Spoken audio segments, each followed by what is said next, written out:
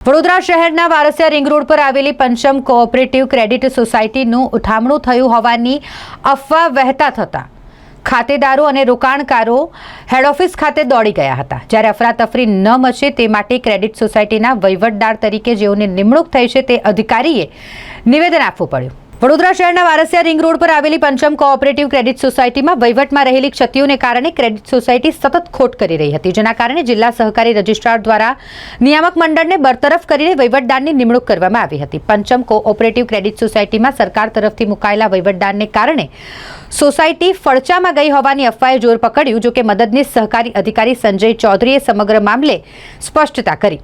તેમણે કહ્યું કે વહીવટી ક્ષતિઓને કારણે મંડળી ખોટ કરી રહી હતી, જેના કારણે જિલ્લા સહકારી રજિસ્ટ્રાર દ્વારા નિયામક મંડળને પદ પરથી હટાવીને વહીવટ ઠાળે ન પડે ત્યાં સુધી વહીવટદાર તરીકે તેઓની નિયુક્તિ કરવામાં આવી છે।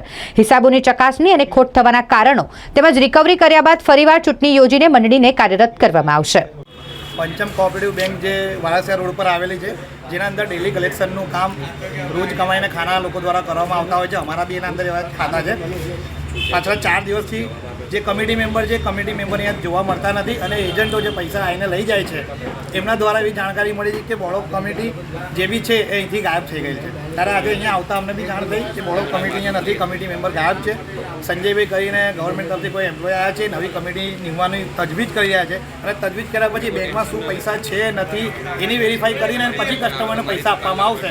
ત્યારે આ અમને જવાબ મળી છે। આની બાહેધરી સંજય ચૌધરી કરીને સાહેબે લીધી છે। જો ભવિષ્યના અંદર બેંક ઉઠામણું કરશે તો બેંકના અધિકારીઓના ઉપર કેસ કરવામાં આવશે। તમારું નામ સાહેબ? પવન ગુપ્તા।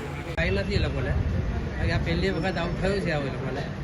પૈસા તો કે હમણાં જે મૂક્યા છે આ લોકોએ ગવર્મેન્ટના માણસો મૂક્યા છે, સંજયભાઈ ને બેઠા છે, એટલે એ કે તમારે પાકતી મુજબ જેના પૈસા બી મળશે ને બધાને પૈસા પૂરા મળી જશે। જેમ પાકશે ને એમ પૈસા બધાને મળી જશે અને જે બધું થઈ જશે કમ્પ્લીટલી પછી તમારે જે નિમણૂક મોદી ફરી બેંકથી ચાલુ થઈ શકે। વિગત આજે મંડળી ખાતે આપ સરકારના પ્રતિનિધિ તરીકે આવ્યા છો, ખાતેદારોની પણ જે માંગ હતી અને એક જાતની જે માર્કેટમાં અફવા ઉડી છે તેને લઈને આપનું શું પ્રતિક્રિયા?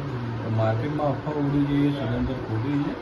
તો મંડળી રહી એ પડચામાં ગઈ નથી કે બંધ કરવામાં નથી આવેલી, ખાલી વહીવટદાર તરીકે સરકારશ્રી તરફથી મૂકવામાં આવેલી છે। એટલે મહેરબાની કરીને ખોટું વાતો પર ધ્યાન ના આપો।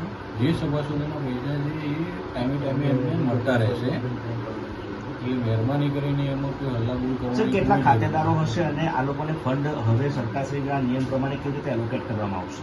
ખાતેદારો આઈ થિંક 5000 આજુબાજુ છે અને એમને જે પ્રમાણે રિકવરી આપણે આવશે અને જે પ્રમાણે આપણી જોડે પૈસા છે એ પ્રમાણે 70% 80% ફંડ આપણે ધીરે ધીરે કરીને 100% આપણે ચૂકવી દઈશું।